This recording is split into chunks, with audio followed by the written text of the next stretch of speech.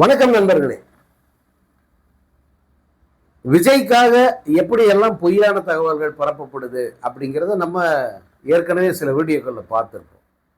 அதில் ஒரு லேட்டஸ்ட் என்னன்னா, இப்போ நேற்று இரவு ஒரு ஹிந்தி மியூசிக் சேனல், அப்பப்போ இந்த ஹிந்தி மியூசிக் சேனல் பார்ப்போம். ஏன்னா பழைய 90s ஹிந்தி பாடல்கள், 80s ஹிந்தி பாடல்கள் நிறைய போடக்கூடிய ஒரு 4-5 சேனல்கள் இருக்குது.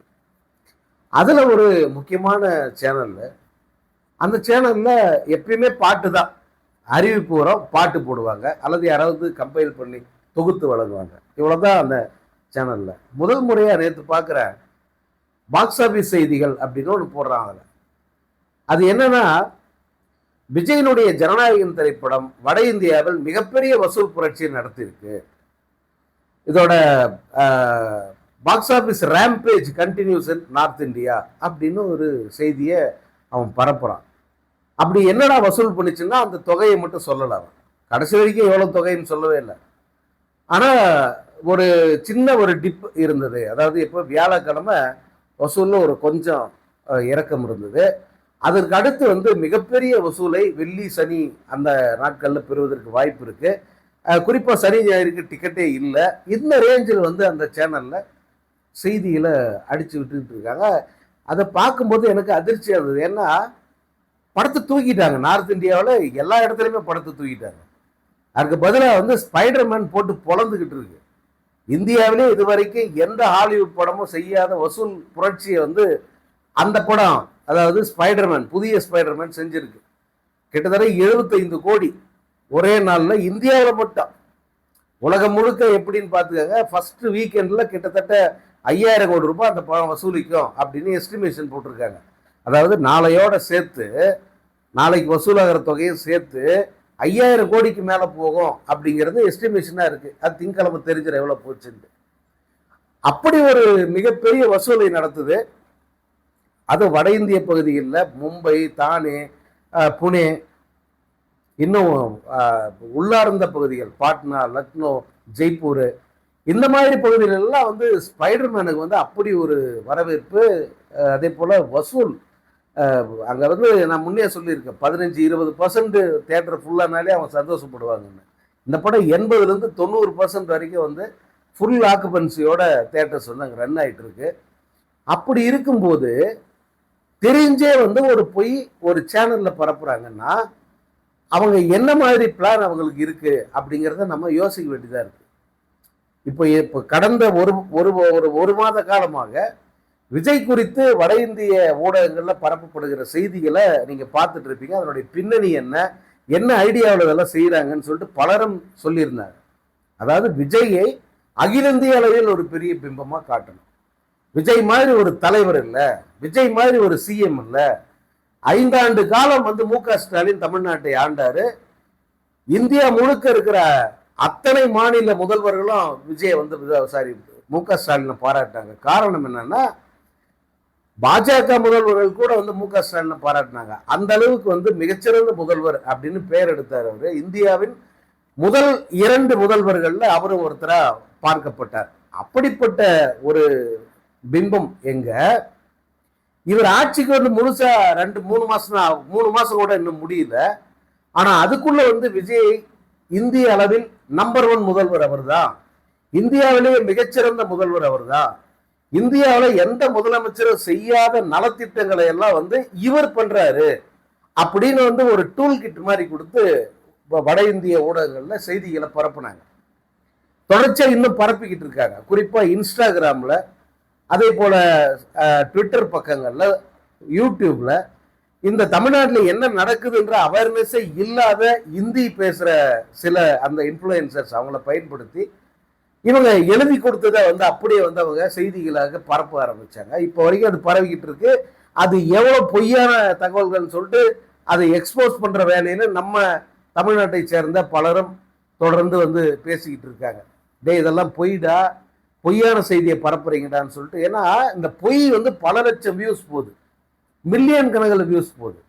உண்மையை தோலுரிக்க இறங்குறவங்க அதை ஃபேஸ் பண்ண முடியாமல் தடுமாறுறாங்க. அது ஒரு 1 மில்லியன் போச்சுன்னா இவங்க பேசுறது 3000-4000 அவ்வளோதான் போகுது. பொய்க்கு கிடைக்கிற இம்பார்ட்டன்ஸை பாருங்க, உண்மைக்கு கிடைக்கிற இம்பார்ட்டன்ஸை பாருங்க. ஸோ இது ஒரு பக்கம் இந்த ஒரு ஒரு பெரிய போர் மாதிரி நடந்துகிட்டு இருக்கு.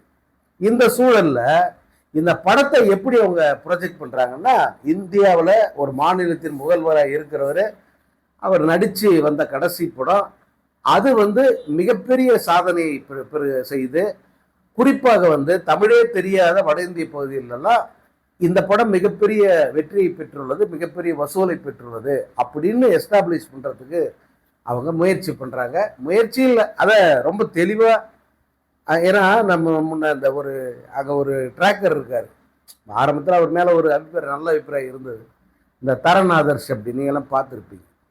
அந்த ஆளு இந்த ஜனநாயகனை கூவி கூவி விற்கிற மாதிரி அவர் இந்த படத்தை பற்றி பெரிய அளவுக்கு செய்திகள் அங்கே பரப்புறாரு, அவர் செய்தி வெளியிடுறாரு. இதோட ரன் அப்படிங்கிறது வட இந்தியாவில் நினைச்சு பார்க்க முடியாத அளவுக்கு இருக்கு. சரி, எங்கெங்க டேட்டா, எங்கன்னா டேட்டாவெல்லாம் கிடையாது, நான் சொல்றதை நீங்க கேட்டுக்கணும், அவ்வளவுதான். இந்த ரேஞ்சில் இவர்கள் இந்த படம் குறித்த செய்திகளை அங்க திட்டமிட்டு பொய்யான செய்திகளை பரப்புறாங்க. இதற்கு முழு காரணம் என்னன்னா, விஜயை அகில இந்திய அளவிலான ஒரு இமேஜா அதை உருவாக்கணும். அப்படி உருவாக்கி வருகிற நாடாளுமன்ற தேர்தலில் அவர் பிரதமர் வேட்பாளராக களமிறக்கப்படுவார் அப்படின்ற ஒரு டார்கெட். அப்படிங்கிறது தான் அவங்களுடைய இந்த இந்த பொய்கள் பரப்புறதுடைய பின்னணி. இந்த மோட்டிவோட தான் அவங்க பண்றாங்க அப்படின்னு சொல்றாங்க. ஏன்னா இங்க தமிழ்நாட்டில் விஜய் ஆட்சியை பிடிப்பார்னு யாராவது நினைச்சு பார்த்தாங்களா? எந்த கருத்து கணிப்போ அதை சொல்லிச்சா? 100 கருத்து கணிப்பு எடுத்தா அதுல 1 மட்டும்தான் விஜய்க்கு சாதகமா இருந்தது, மீது எதுவுமே இல்லை. அப்படி ஒரு சூழல்ல பொய்களை பரப்பி மக்களை கன்வின்ஸ் பண்ணி பெண்களை, குறிப்பா பெண்களுடைய மனதை மாற்றி இங்க எப்படி ஆட்சி அமைக்க முடிஞ்சதோ அதே பாணியில் அகில இந்திய அளவில் ஒரு புதிய மாற்றம், இங்க எப்படி மாற்றம்னு சொல்லி ஏமாத்தி வந்தாங்களோ அதே போல இப்ப மாற்றம் தேவைங்கிற ஒரு சூழலை இந்திய அளவில் ஏற்படுத்தியிருக்கு. இவங்க தொடர்ந்து 3 முறை ஆட்சிக்கு வந்துட்டாங்க. அடுத்து 4வது முறை வர முடியுமான்றதுல ஒரு சந்தேகம் இருக்கு. மோடியினுடைய அந்த புகழுங்கிறது மெல்ல மெல்ல குறைய ஆரம்பிச்சிருக்கு, ஆட்டங்காண ஆரம்பிச்சிருக்கு. அது குறிப்பா இந்த அண்மை காலத்துல இளைஞர்களுடைய அந்த எழுச்சி அந்த மாதிரி இருக்கு.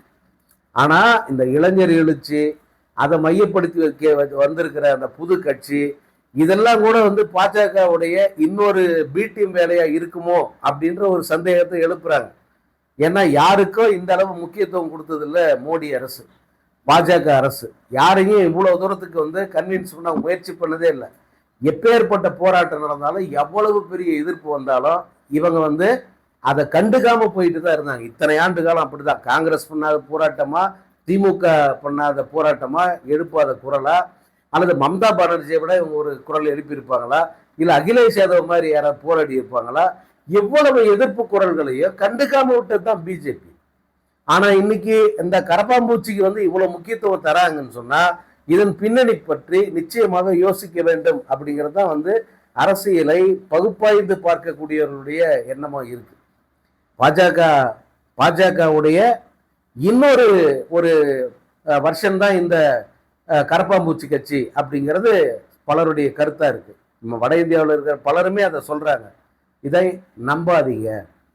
இந்த எழுச்சியை, இளைஞர்களுடைய எழுச்சியை அப்படியே மடைமாற்றம் பண்ணி அதை அப்படியே ஒன்றுமில்லாமல் செய்வது தான் பாஜகவின் நோக்கம். அதனால தான் இப்போ இவ்வளவு முக்கியத்துவம் தருவது போல தந்து அவர்களை அப்படியே தங்கள் பிடிக்குள்ள கைக்குள்ள வச்சுப்பாங்க. இவங்க இந்த இளைஞர் எழுச்சியை பரவ விடாம செய்யறது தான் அவங்களுடைய நோக்கம். அதனாலதான் இவங்க டெல்லியில் நடந்த போராட்டத்துக்கு கொடுத்த முக்கியத்துவத்தை சென்னையில் நடந்த போராட்டத்துக்கு கொடுக்கவே இல்லை, அதை கண்டுக்கவே இல்லை அப்படிங்கிறது அவங்களுடைய வருஷன். யோசிச்சு பார்த்தா அதன் பின்னணி நிச்சயமாக அப்படி இருக்கிறதுக்கு வாய்ப்பு இருக்கு. பாஜக அப்படி செய்யக்கூடிய கட்சி தான். இங்க எப்படி விஜயை தங்கள் கைக்குள்ள, தங்கள் கைப்பாவையா அப்ப அவங்க வச்சுக்கிட்டு இருக்காங்க. அதாவது இங்க ஒரு மாற்று சக்தியை உருவாக்குறது. இங்க அவங்க நோக்கம் என்ன? திமுகவை ஒழிக்கணும், திமுக ஆட்சிக்கு வரக்கூடாது, திராவிட இயக்கங்கள் ஆட்சிக்கு வரக்கூடாது. பதிலுக்கு ஏதோ ஒரு புதிய சக்தி வருவதற்கான வழியை ஏற்படுத்தணும், அவங்கள ஆட்சியையும் உட்கார வைக்கணும், அதன் பிறகு அவங்கள தங்கள் கையில வச்சுக்கணும். தமிழ்நாட்டில் தான் நடக்குது.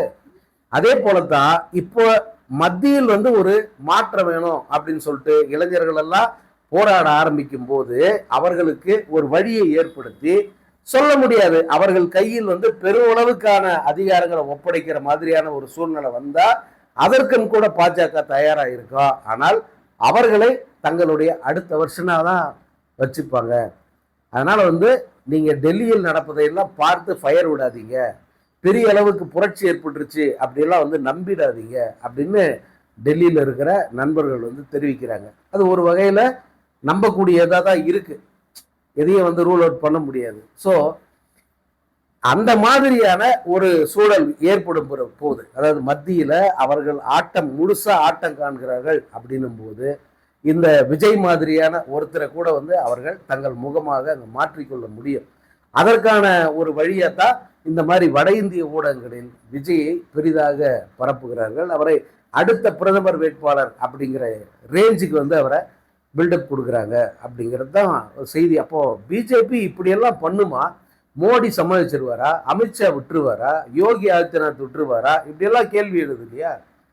அவங்களை பொறுத்த வரைக்கும் மொத்தமாவே ஆட்சி போகுது, யாரையுமே ஜனங்க நம்பல அப்படின்னும் போது நம்ம கட்டுப்பாட்டில் இருக்கிற ஒருத்தர் அங்க உட்காந்தா நல்லா இருக்கும்ல, அப்படித்தானே யோசிப்பாங்க. ஸோ அதனால அதற்கும் வழி இருக்கு, அவங்க அப்படி கூட யோசிக்கக்கூடியவங்க தான் அப்படின்றதான் இப்போ வர்ற செய்திகள் எல்லாம். ஸோ விஜயை இந்த ஜனநாயகன் படம், அதே போல இதற்கு முன்பு போலியாக கட்டமைத்த அந்த தகவல்கள், இதையெல்லாம் வச்சு விஜயை வடக்கில் ஒரு பெரிய பிம்பமாக காட்டுவதற்கு பெரிய வேலைகள் நடக்குது.